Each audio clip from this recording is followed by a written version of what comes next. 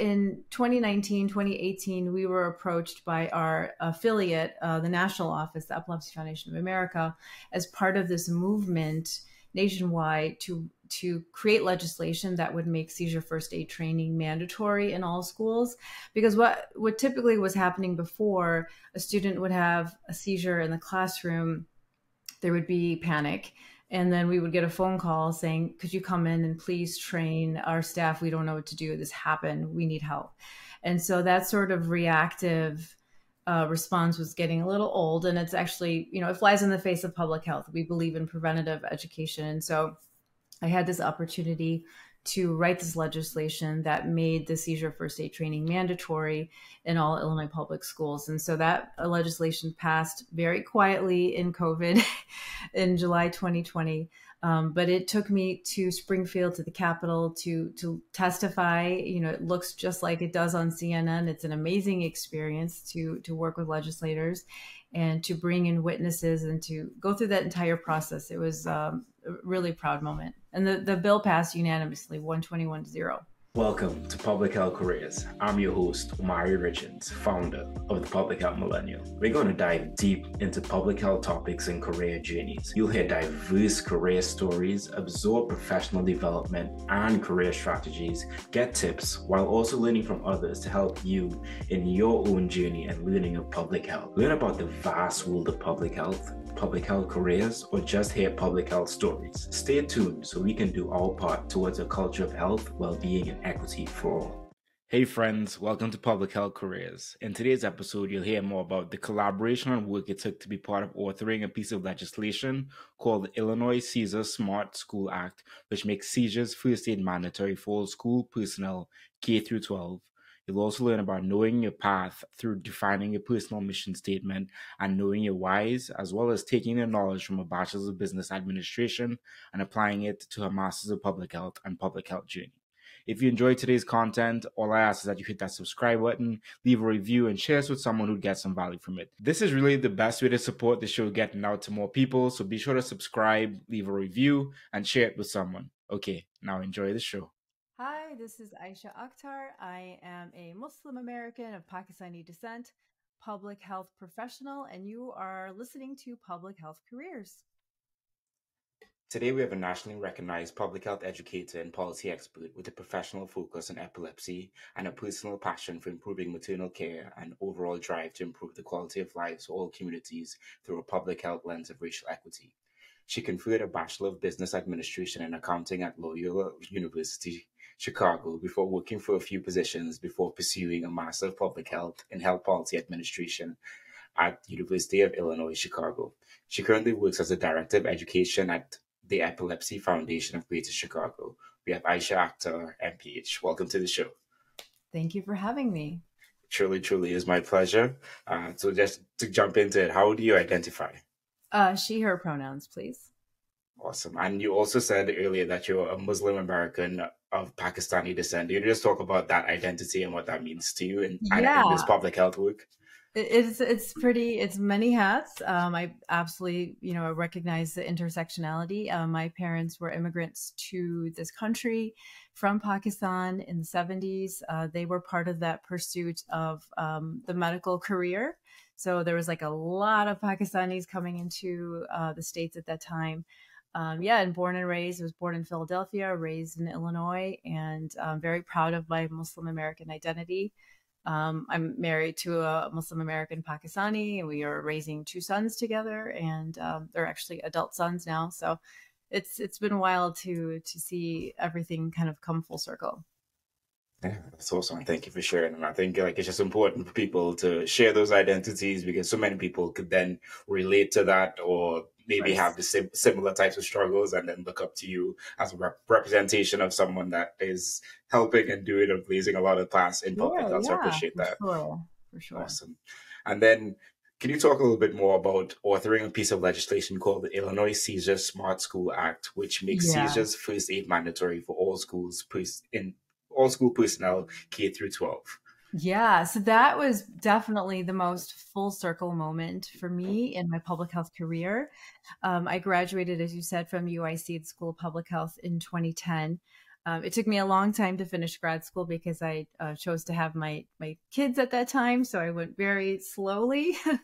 But my focus at that time was health policy administration because I had the business background. I thought that would be a good combination of my skill set.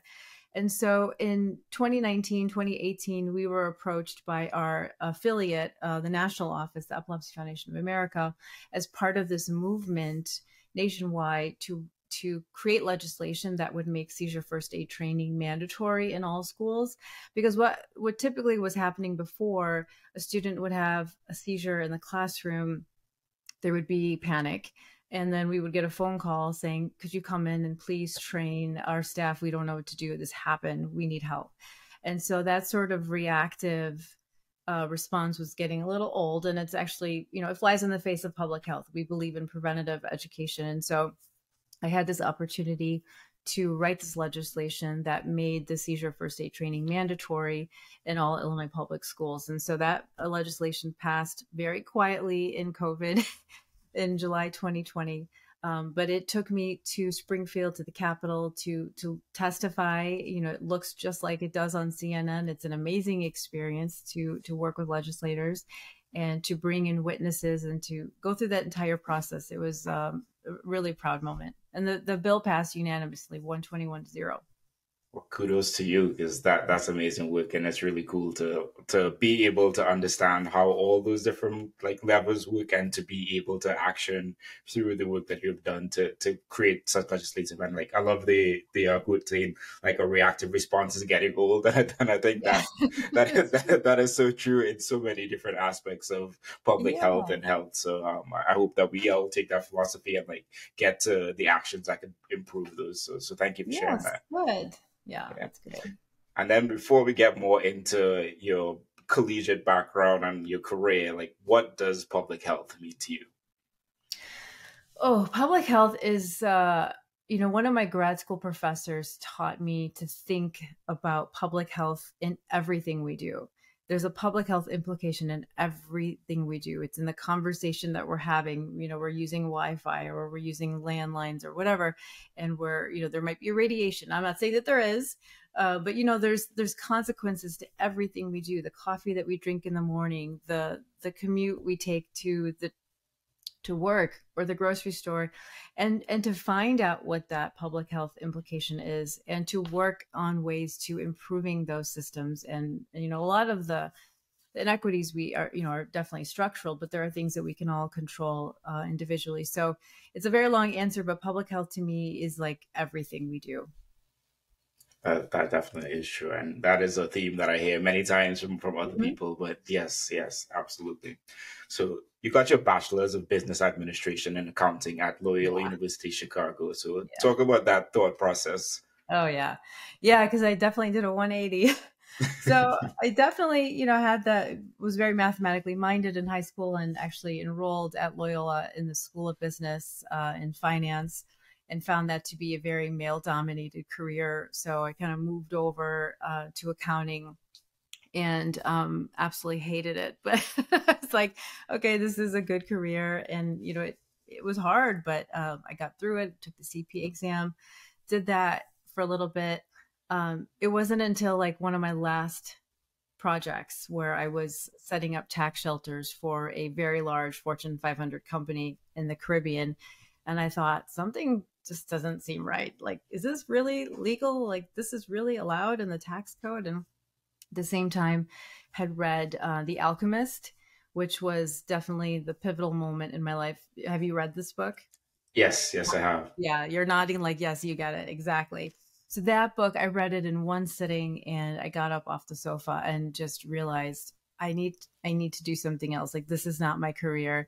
So I applied to the School of Public Health and got in, and then everything in public health just made sense. I was working so hard in accounting, and when I got to public health, it felt like I was reading for fun.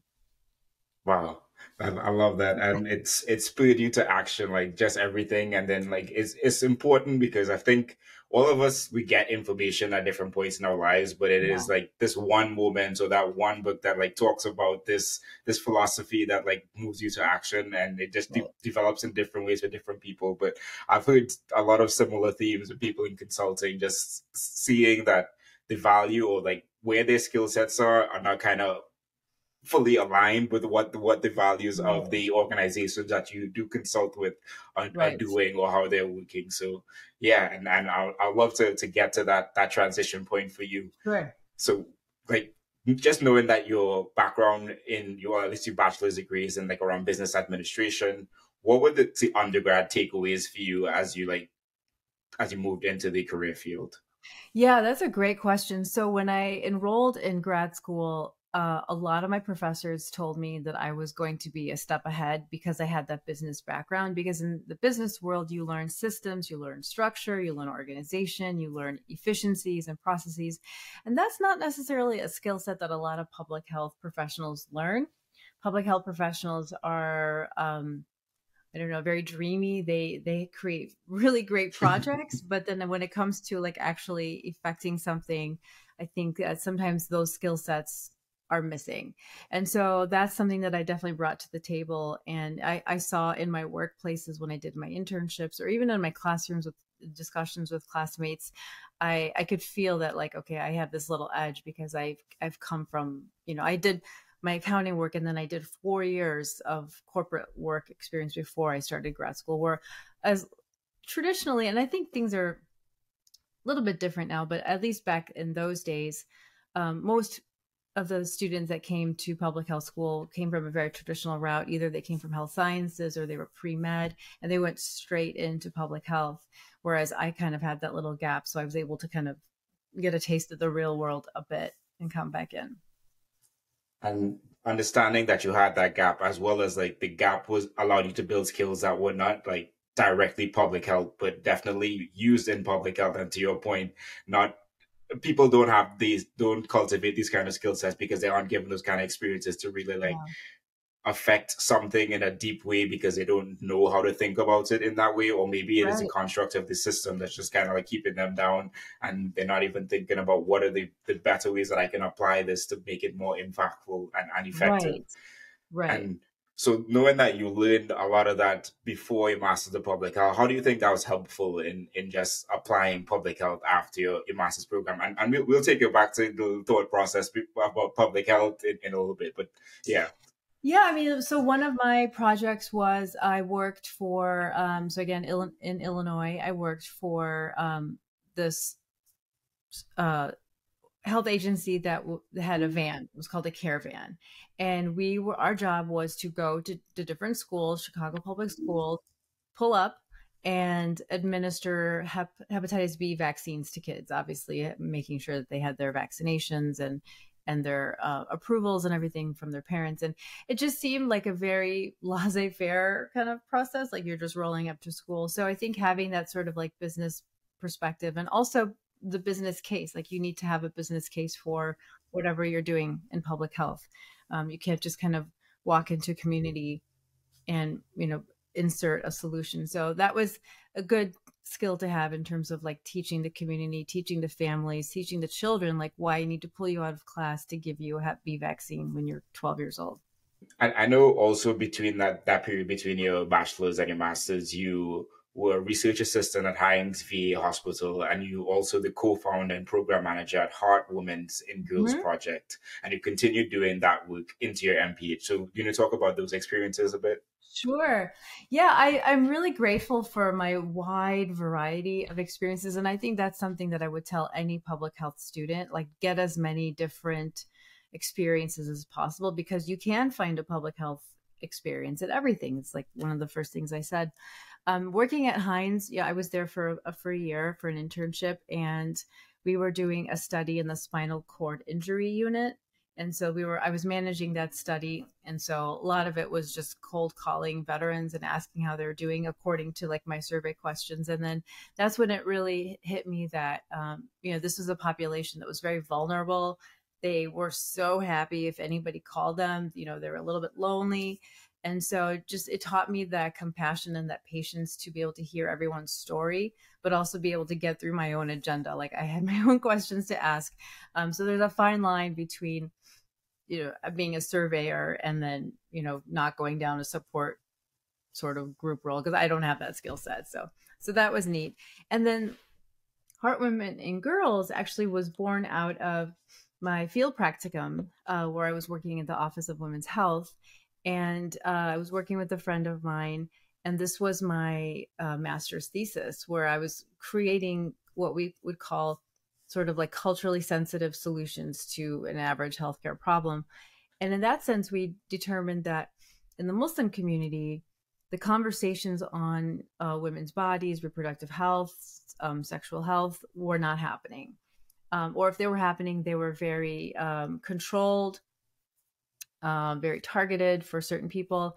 And it just felt like a very taboo topic, not unlike what often happens in Catholic schools in some of those communities. So we created a program. We created a one-day event, my friend and I, with the Office of Women's Health with some funding. And we put on this event where we brought in speakers. We taught women like everything they need to know about like puberty and like menstruation and all of these things that we thought were topics that these girls at this age needed to hear. And I think because we weren't the girls' mothers, we were this third party, it went over very well. It was a very successful event. And then my friend and I looked at each other and said, I think we have something here. And so we created Heart Women and Girls. Heart still exists today. And it stands for Health Education Research Advocacy Training. It's an organization that people can still look up and work with. I've since left that organization. But yeah, that's the work that came out of like a small little need. And to that point of the need and just understanding the population and what that pain point is, what were the things after that event that really like led to you say let's create and actually create like is it a nonprofit organization? Yes. Yeah. So what was that thought process? And like, okay, we have this thing, but let's actually make it a nonprofit. Yeah, well, when people were asking us when is the next event, like that same day, and we just looked at each other, and I thought this was just like a project from grad school, and then she was doing something else, and we thought, okay, this is really something we're fulfilling a niche, we're fulfilling a need. And so we looked in the process of how to create a board, how to find a board, how to incorporate, and that's when some of my accounting skills came in handy, because I was able to fill out those, incorporation papers. We were able to get pro bono legal advice to help us create the board and write bylaws. I mean, we did everything from scratch. And so the fact that that organization is still in existence today and it's thriving, it really speaks to the testament of just some of the need that we are fulfilling. Yeah, and just like creating a community of Yes. people there where you feel heard and your questions that you need answered are there from people that you trust, which I think is important. Exactly. As well. Yeah, we wanted to make sure we created a safe space for anyone to come in and ask questions, because oftentimes people might have questions, but they don't want to go to their parents, understandably. So we wanted to be that sort of third space. Love it. And talk a little bit. So you got your Master's of Public Health and Health Policy Administration at the University of Illinois Chicago, and I think right before this, you said you were in consulting, and then you had the change. Or tell us, what was that thought process, and like, did you even have the word for public health? How did you find about like Masters of Public Health and knowing that that's what you want to pursue? Yeah, so it was a few different things were kind of all happening at the same time, which is when the universe is telling you something, when you're hearing the message from everywhere. So one, I come from a family of physicians, and same with my husband. So there was a lot of doctors in the family, and I knew for sure I didn't want to go into medicine. I definitely was not a fan of blood. So I thought, that's definitely off the table. And my dad even was like, listen, like if you go to med school, when you come out, it's not going to be the same anymore. This is like a lot of things were changing at that time, in the mid 90s, late 90s, in terms of insurance and everything. And so at the same time, that was, that conversation happened. I remember visiting my husband's grandmother in the hospital a few times in a row. And I kept wondering, like, why is she constantly getting admitted to the hospital? Like, why aren't we solving the problem, the why? Like, let's look at the why. And that's when I started learning about this concept of public health and that there's this preventative health. And the more I read about it, I think that's what probably prompted me to read The Alchemist, because that book is about your journey and about finding your journey.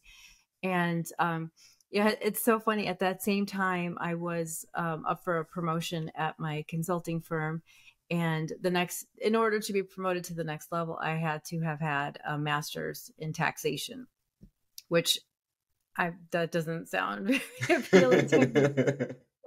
But I, dutifully applied to the DePaul School of Business and got accepted into the master's in tax program. And the same week also got accepted into the UIC School of Public Health. And, just looking at both of these options, I had to make this difficult decision that I cannot do this tax life anymore. Like, my calling is public health. Like, this is where my heart is. And so I had to make that difficult change.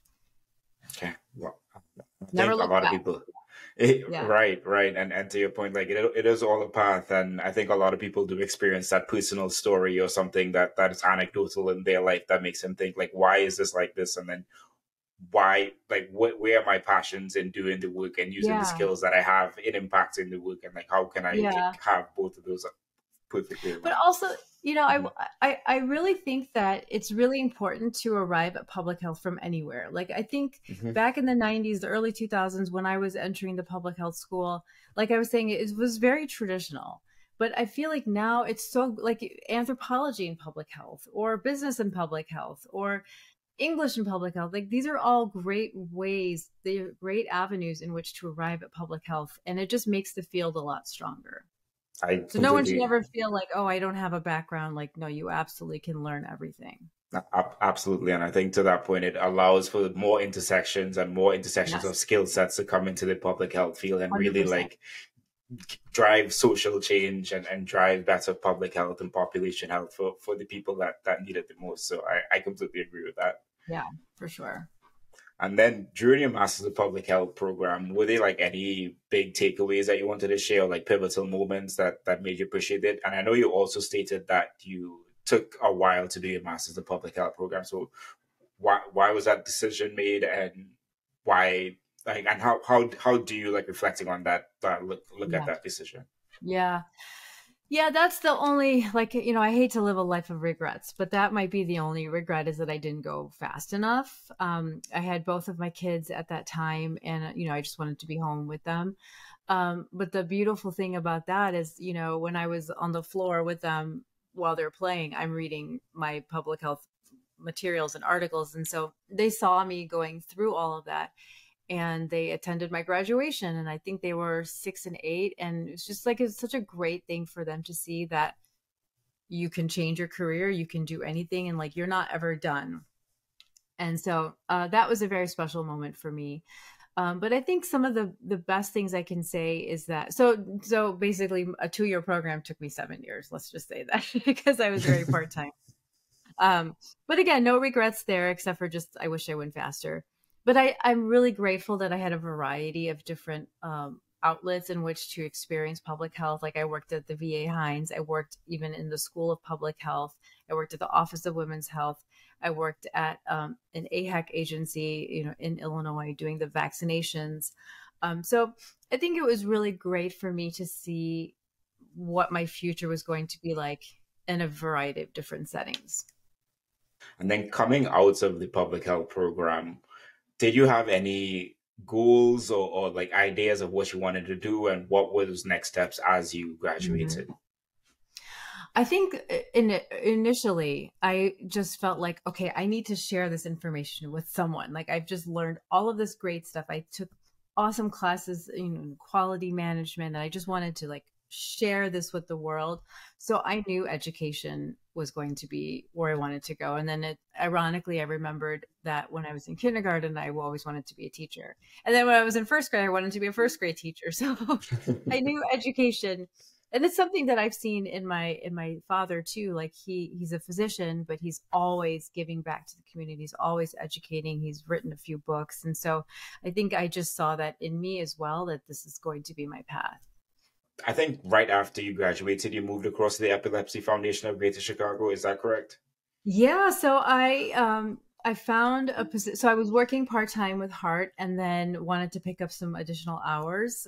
So I found this position at the Epilepsy Foundation, that was an education role. And my job at that time was to go into schools and, remember the reactive sort of phone calls I was getting, is going into those schools and doing those seizure first aid training. So at that time, a lot of the classrooms were for teachers, sometimes for students, but mostly schools. Okay. So I learned everything on the job. I actually don't have a personal connection to epilepsy. It's just something that it kind of fell into my lap. And then over the time, I got very good at it. I think that's important for people to hear, because too many times people try to box themselves into like this one topic or something like that, but not understanding that, yes, you can get to that topic, but it is more about building those translational skills that you can take from one place 100%. To another place and like really impact it. And I think, I think it actually allowed me to do my job better because I was able to have a very objective view of epilepsy. I was not, I was not wrapped in it in an emotional way. That's not to say that that's not a good way to be as well, but at least that's what helped me be very focused about the public health tenets of epilepsy. Yeah, that's awesome. And I think it's really cool thinking about the seizure work that you mentioned, the seizure policy that was passed later on, and just how you're saying you are doing the education here. So you're being part of that process of being able to like listen to what people are thinking on the ground, right, and getting that feedback. And then I'm guessing like throughout your progression in this role, because you moved from an education coordinator all the way up to a director of education. And, right. So I want to hear more about like that process and how you're able to navigate that. Yeah. So I've been at the foundation now since 2011. So it's been quite a bit of time. And when I first started, again, like so many of my trainings were very reactive. And I also felt that I had imposter syndrome walking into a classroom because I don't have epilepsy. And here I am teaching people about seizure first aid. And it really forced me to rethink the way I was educating and some of the messaging. Like, again, this is where being a communications major or English major like helps you translate into public health, because you still need to know how to communicate your messaging. So I started to change some of the curriculum to make it more public healthy. So instead of just talking about epilepsy in general, I started with, hey, anyone with a brain, including a turtle, can have a seizure. And did you know 1 in 10 people could have a seizure in their lifetime? And then all of a sudden now the whole room is listening because of the 1 in 10, because anyone with a brain. And then I was able to dive deeper into those concepts. And then I was able to really connect with my audience. And so I think that sort of transition helped me feel really proud about, like, I'm bringing this public health message. I'm focusing on the burden of disease, talking about the disease state. And I was able to really get a lot of latitude in that way. So those are some of the changes that I made early on that made me really comfortable in my role as an educator. Okay, that's awesome. And what were those skill sets that you had to build to go from an education coordinator to a director? Yeah. So I think some people often conflate leadership and management. You lead people, you manage things. And so I think that once you and I've always been in a leadership role, and at Loyola, I was awarded a leadership scholarship. So that being in the public, being kind of in front, being a leader was not anything foreign to me. I feel comfortable. So that was a great experience for me to really step up, and then to realize that, okay, like I can write the agenda. I run annual conferences for epilepsy for people in the Chicago area, where like 200 or 300 people attend. And I was writing those agendas, but it also meant that I had to listen to what people were saying, listen to what people wanted to talk about. Again, you can't, that concept in public health, not about me without me. So I had to make sure I was listening to my people and learning all of that. And then it was just the day-to-day management and hiring people to help me with some of those tasks. So it was a really natural progression, but it was one that I think I just embraced really, really well because I felt so confident in my work. And you've been at this organization since 2011. Like, let's say there's someone out there that wants to stay at an organization for a long time. What kind of advice would you give them to developing and like cultivating a career at one organization for an extended period of time? Yeah, that is super, super important. And I feel like it's really important to know your path when you enter an organization. Like, know ahead of time where your path is going to be, what the growth is going to look like. And I would say always start with like your personal mission statement. Like, what are you trying to accomplish in this role in this organization? And for me, again, like not having any experience with epilepsy and walking into this field, I thought, well, let me be the best public health educator I can be and talk about epilepsy. And that's taken me all over the country and on these national platforms where I've now been able to train the Chicago Police Department, Chicago Public Schools, the Regional Transit Authority. I work with the local, CTA and the Metro here in Chicago. And it's put me on these platforms because I'm very passionate about my personal mission statement. Like I want to approach public health epilepsy from a public health lens, from a racial equity lens, and make sure that every single human who has this diagnosis is getting equal access, fair access to what they deserve.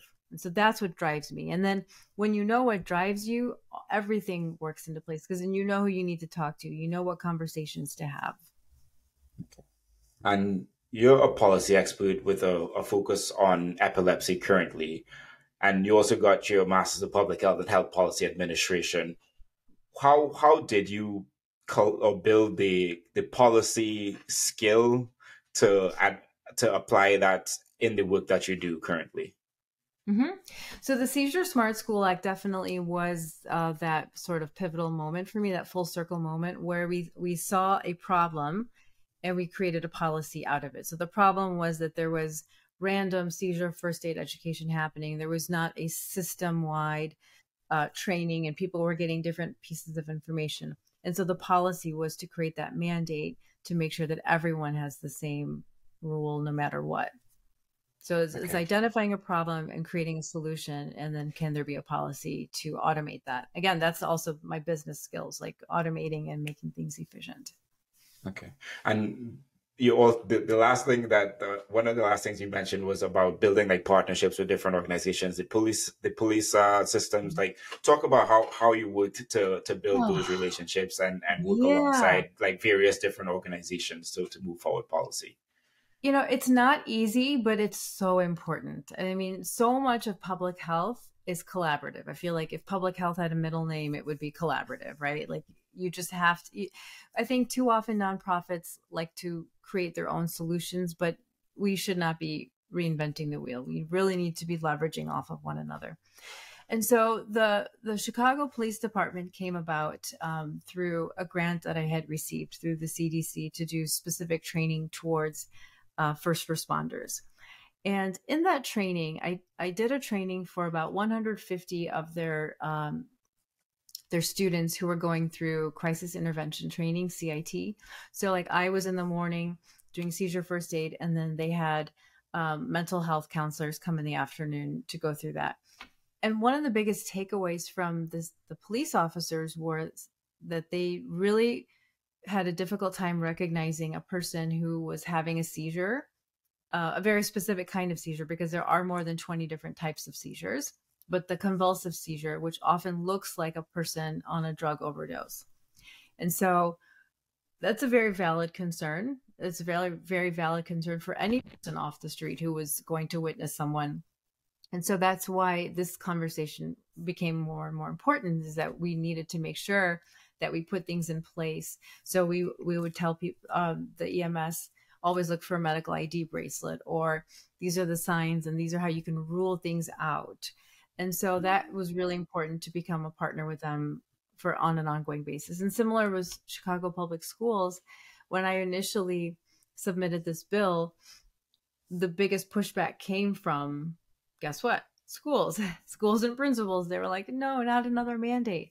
But I was able to work with them to meet them where they were at, to see like, okay, just by pure math, 1 in 10 can have a single seizure, 1 out of 26 can have epilepsy, and 360,000 CPS kids, doing the math, it's more than they think. And so when we were able to have these conversations and kind of break down some of the myths and some of the misunderstandings, they literally became my partner. We started to work together. And one of the other biggest wins is, for example, like when a parent registers their student for school, there was you could list what allergies or symptoms you might have, and epilepsy was always lumped in other. And so nobody was writing it. And I challenged the school. I said, listen, I know if you pull epilepsy out of other and you list it, you're going to get a lot of families. And sure enough, it became the 5th most common chronic disorder. So it was not something that happened overnight, this kind of partnership, but you have to meet people where they're at. You bring facts to the table and you have to listen. And we were able to create a very good partnership to this day, which is super strong. That's a great framework. And I think just having the conversations and being able to sit down in a room and like talk about, okay, why do you think about this way? And then educating people, or like to your point, just you being educated on yourself to know like how you can come in and best show them like this is something that's very important. And on the other point, I think like data and equity in data and what othering data does, it is mask these types of things. So I think that's why it's very, very important for people to really look at the data and kind of understand all of the different components that go into it to really understand if they're being masked. So I appreciate you raising that up as well. Yeah, for sure. Really important. Awesome. And you are a running ambassador at Every Mother Counts, and you have been and continue to be, I believe, a certified personal trainer at Stronger, Fitter, Faster, and previously at Orange Theory Fitness. Yeah. And I believe this has been for a while. So I'm guessing that you just have this wellness component built into your life. Yeah. How have you cultivated that, especially being someone that went through a master's program, had 2 children at that same point in time, and have like done this for a long period of time, and like talk more about those experiences?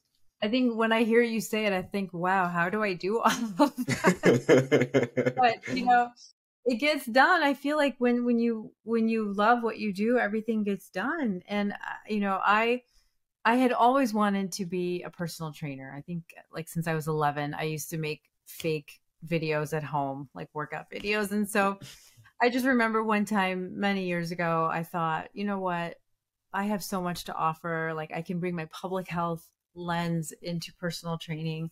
Let me see what happens. And so I taught myself everything. I took the test. I passed. And there was a period of time where I was working a bunch of part-time jobs. And so when I was a part-time educator for Epilepsy Foundation, I was able to have part-time hours with Orange Theory. So that was a very fun experience for me. And I was able to bring my public health lens, into fitness, not just like, hey, we're going to create a beach body for the summer, but it's like, no, you actually need to like be able to take groceries from the car into your home and let's do it in one trip kind of thing. And like these are like tenets for life. And so again, this is something that probably set me apart from other trainers, but it's how I view, it's how I train my clients currently.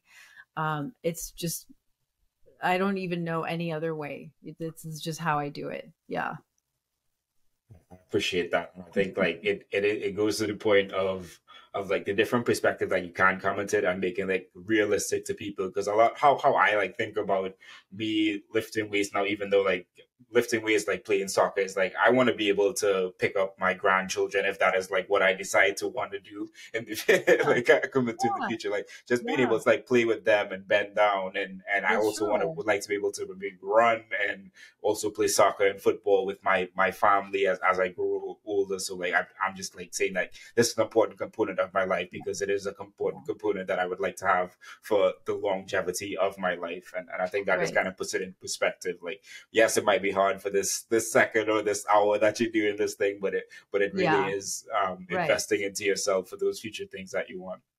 Yeah. And a lot of women will tell me, I want to be able to put my suitcase above my seat on the airplane by myself. And so that's a great goal. It's a great reason to keep, building upper body strength. Absolutely. I love that, like making it tangible for people. Yeah. Yeah. Awesome. What tips do you have on that personal training front? Like knowing that you do come to this from a public health perspective for someone that is out there that is trying to get more active into their Mhm. wellness and well being. What kind of advice or tips would you give to them? Yeah, I always tell people just start where you're at. I think people always get so nervous, like, oh, I can't run. I can't even run a mile. And I just say to them, I'm not asking you to run a mile. Just can you go out and walk for 5 minutes and run for 1 minute, walk for run for 2 minutes. And, just incremental steps are things that like people I think gloss over, but like those are really, really important. And also the best workout is going to be the one that you're going to be the most consistent with. Like if you make it easy for yourself to go to the gym or to make a workout date with a friend, then that's great. And you should keep doing that. But to really recognize like, okay, this is where I'm at today, and to make very smart, SMART goals that are attainable or reasonable, are accessible, and make sense. Just people oftentimes will say, oh, I need to drop 20 pounds by June because we have this wedding or I have to travel.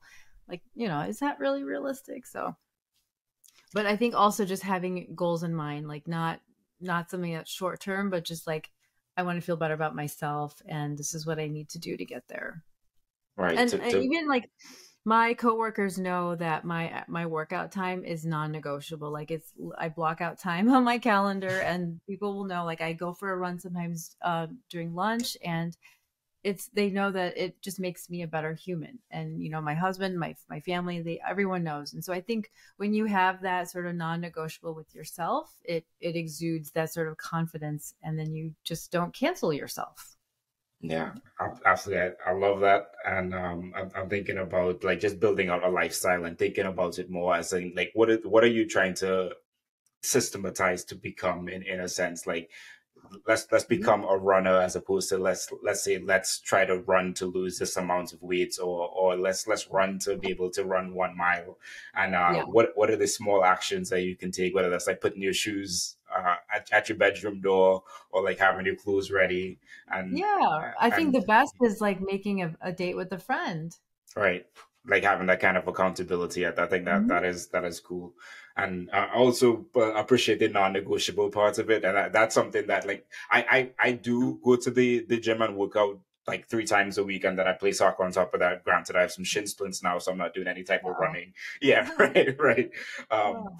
but that's something that my partner, she's running like, this is not a promo for her program, but she's running a 30-day challenge currently, and that's one of the things that she's like trying to help change makers find time to do wellness things. And one of the things, the first thing she Awesome. tells them is to schedule it into your calendar, let your coworkers or let someone know that you're doing this, or like to your point, find someone to do it with, so that Yeah. you have that accountability and Right. just knowing that like Right. it's in your calendar, because so many of us, we don't have it in our calendar, but it's such a simple thing that can help us or make that Yeah. trigger to like just, oh, this is what I'm doing now. Yeah. Um, Oh, I have to get my stuff. Yeah, exactly. right, right. Exactly. Love Yeah. that. And then, Yeah. so you also have a passion for improving maternal care and an overall drive to improve the quality of life. So you need to talk a little bit about how that passion and a Yeah. little bit more about that. Yeah, so that is another angle in my life that I definitely spend a lot of energy and have a lot of passion. So, and you were asking about the running ambassador. So, Every Mother Counts is an organization that was founded by Christy Turlington, and I met her back in 2012. Um, I started getting really interested in maternal health, post graduation, and kind of like learning which buckets I wanted to kind of play in the public health space. At that time, it was heart, and then I was just learning about epilepsy, and then was also, trying to figure out what I could do with maternal health. And at that time, I met Christy. We were having a lot of conversations on Twitter, pre Elon Musk days of Twitter, but it was actually, decent. Sorry. Um, and I just like, I loved everything she was saying. I mean, she created this organization based on her own maternal health challenges, post birth complications. And Both of my births were complicated, despite the fact that I had a midwife, a doula. I delivered at a, advanced hospital downtown. Like, you think everything's going to be perfect because it's supposed to be, but the reality is that it might not be perfect. And I felt super uneducated about the choices that were given to me in those moments where I had an emergency C-section or had a forceps delivery. Like, I didn't know what the choices were because they were not even on the table. I didn't even know those things could be possible. And then I'm thinking, well, this is me and I'm super educated and I come from this family and all of that. And so I thought, well, what is like everyone else doing? How is everyone else being impacted by maternal health? And what information are we not sharing? And so I learned about Every Mother Counts. And then I just went to Christy. I said, I'm a mother. I'm an MPH. I'm a runner. Find me something to do. Like, I will work for you, whatever it is. And at that time, she was creating a running ambassador program. So I was one of the first running ambassadors. And the beauty of that metaphor is that childbirth is definitely like a metaphor of life, of running, and that you need a lot of people to help you with childbirth, just like you need a lot of people to help you in a marathon. And oftentimes women in outside of the US have to walk a distance of a 5K, a 10K, just to get to their birthing center and hopefully deliver a baby and hopefully not die. And so when I heard of all of these statistics and the fact that the United States is one of 8 countries that have increasing maternal mortality, I mean, they're like, how can you not get involved in this cause? And it's just so important to me.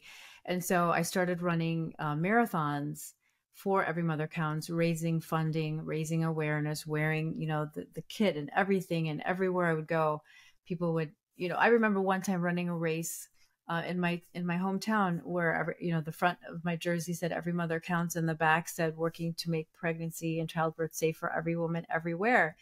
And a woman during the race came up to me and she said, I love your jersey. I believe it. And like, that's literally the point of wearing that jersey, is to raise awareness. Or when I run by, someone says, yeah, every mother does count.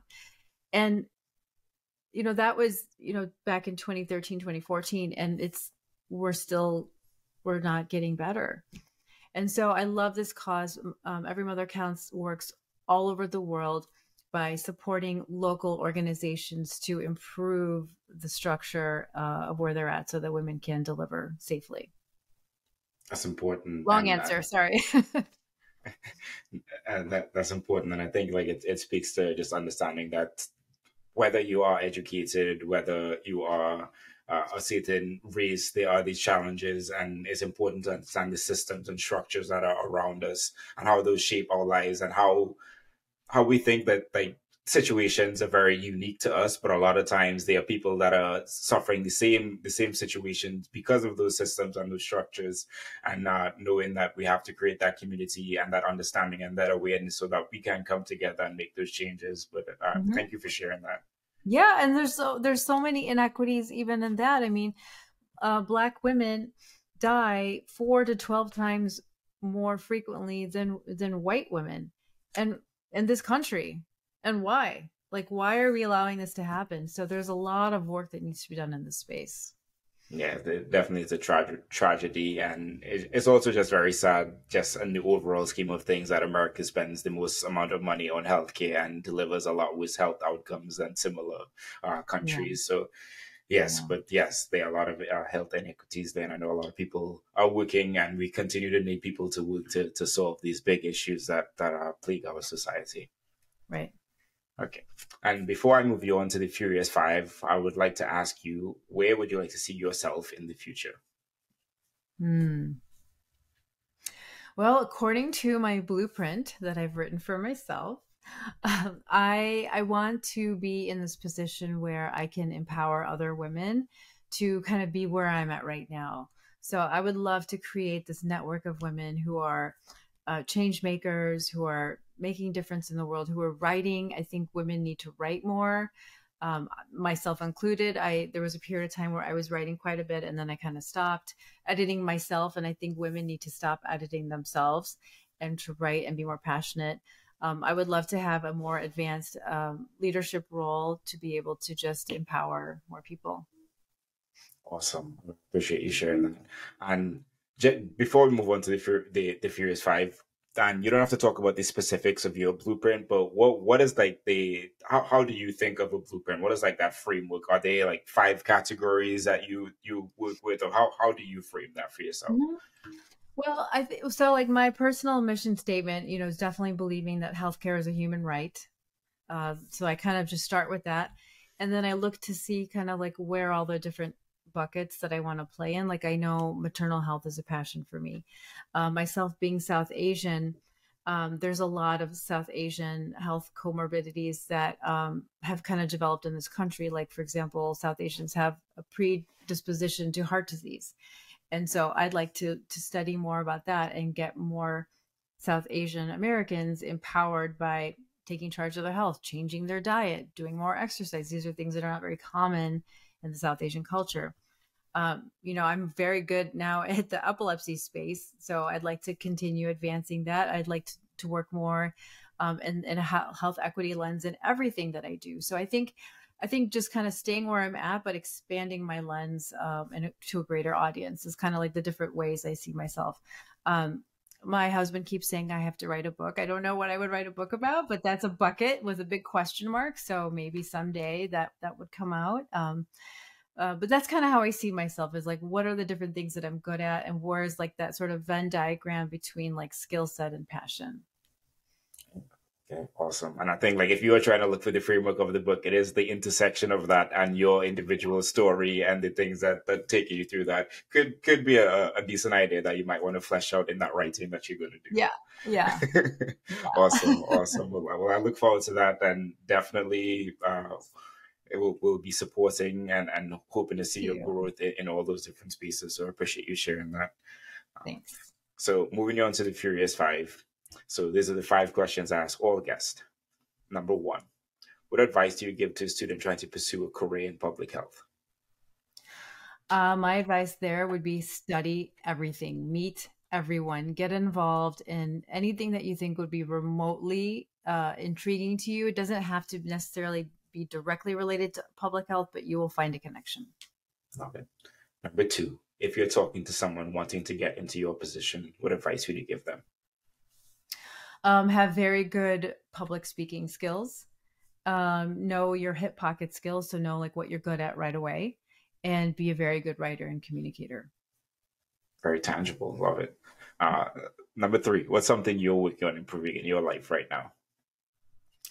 I'm working on improving my platform. So my ability, so like I was saying, I'm not very good at writing very often. I need to get better at that. So that's something that I want to get better at, is writing like all of these things that I've learned for the past several years.